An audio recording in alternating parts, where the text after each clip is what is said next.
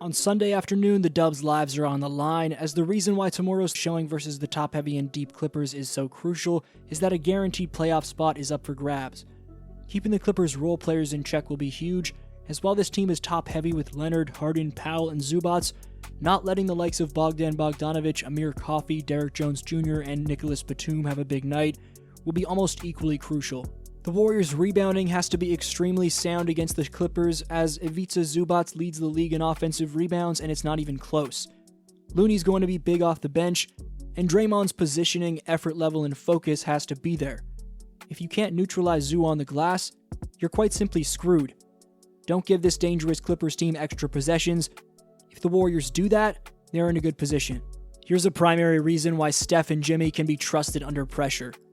Over the last 7 campaigns dating back to the 2019 season, Stephen Curry and Jimmy Butler have the first and second most points in an NBA Finals setting. This just shows you how timely and clutch the scoring of the Chef and Butler truly is.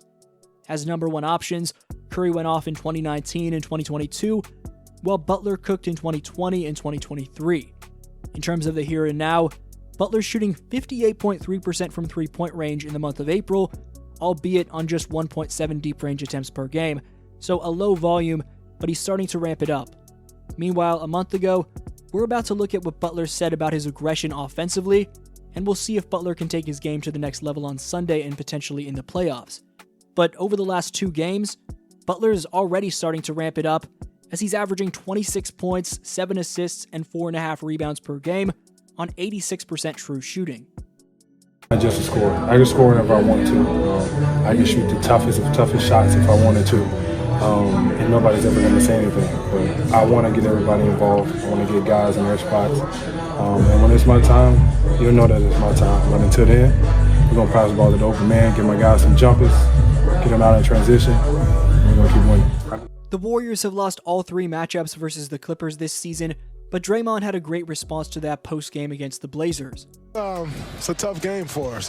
They beat us 3 times this year, but we're a new team. It's always fun going up against a Ty coach team. Kawhi Leonard's a great player. We've had our battles with James Harden.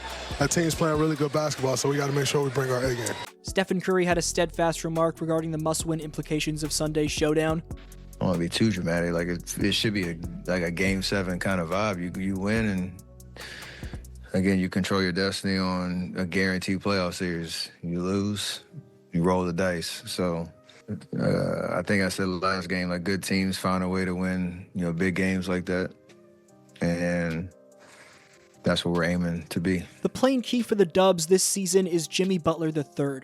As in the playoffs, when defenses tighten up and the game slows down, the Warriors can't be too over-reliant on Stephen Curry. Brandon Podziemski is going to have his fair share of off games. I do believe he can be there as a number 2 to 3 option at times, though, offensively in terms of his scoring. Moody can't throw a rock in the ocean right now, while many of the Warriors' shooters on the roster are streaky.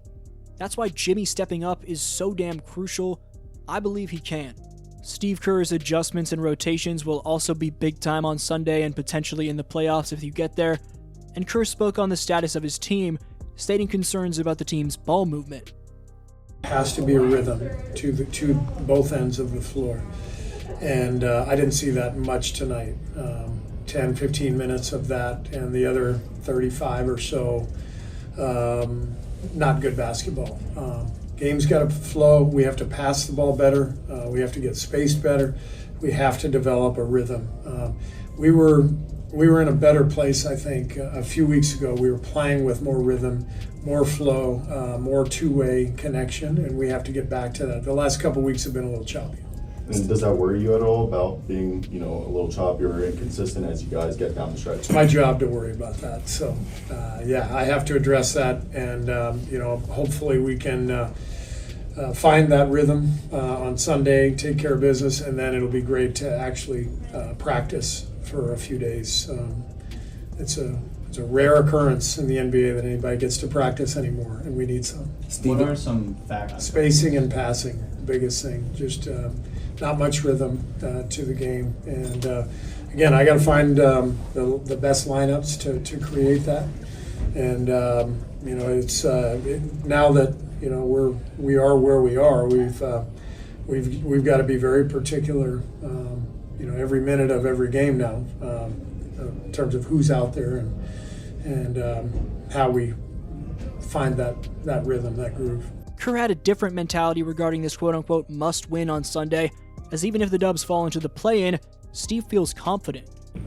Seems like, win and you're in Sunday.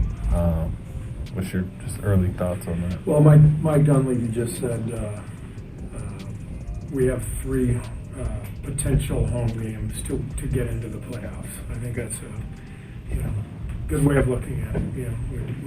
We beat the Clippers, we're in. If not, beat Memphis, we're in. If not, we got one more crack. Like we're in a great spot, and obviously we don't want to mess around and go to the play-in, but we're in a really good spot. So, considering where we were 2 months ago, Mike makes the Jimmy trade. I think we're like 23-7 since then. We've skyrocketed up the standings, but we're right in this morass with all these other teams, and so we are where we are. We're in a good spot. We're excited about what's ahead, and we gotta go do it. In my opinion, this mentality from Steve implies he's not afraid of what matchup the Warriors get. That said, with injuries to Curry and the age of the roster, the Warriors desperately need a week off. But in your opinion, does Steve have the right mentality?